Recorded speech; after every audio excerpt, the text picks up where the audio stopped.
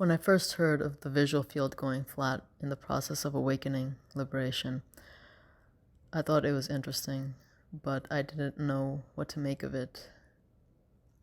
How is a flat visual field, a field without depth, somehow better, somehow more real than a visual field with depth?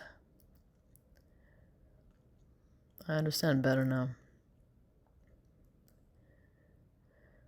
In the process of looking, all sorts of things, all sorts of extra is added on to it, to the visual field. And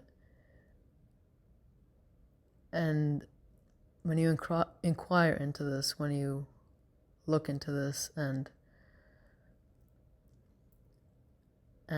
see clearly, take the time to see clearly, it's revealed that all sorts of extra is added on to the visual field. Depth. I experienced that as an activation, a tension. Not to make depth wrong, but there's a tension there that's added on. And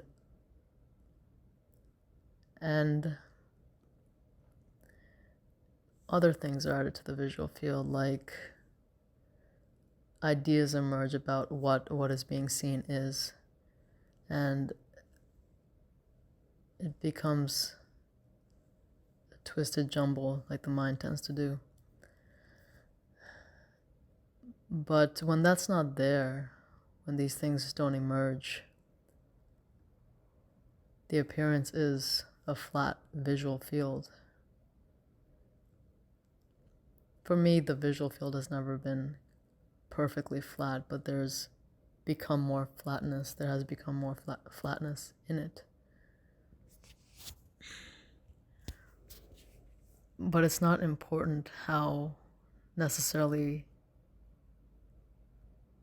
the world is perceived. If the world is perceived in a flat way, that doesn't mean anything, I suppose. But now I understand more why it's, say, desirable. It's the understanding that emerges with it. And that's something that's not easy to talk about.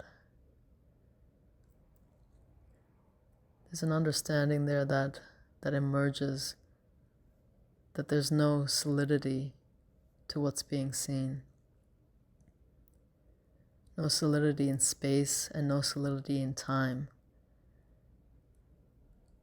And there's almost a sense that nothing ever happened. To the mind, to the concepts, that seems ridiculous. But concepts are like playing with corpses when compared to just being in pure sensation. And these understandings that arise, say in a sense that nothing ever happened. What emerges with that is a deep peace. It's the peace that surpasses all understanding.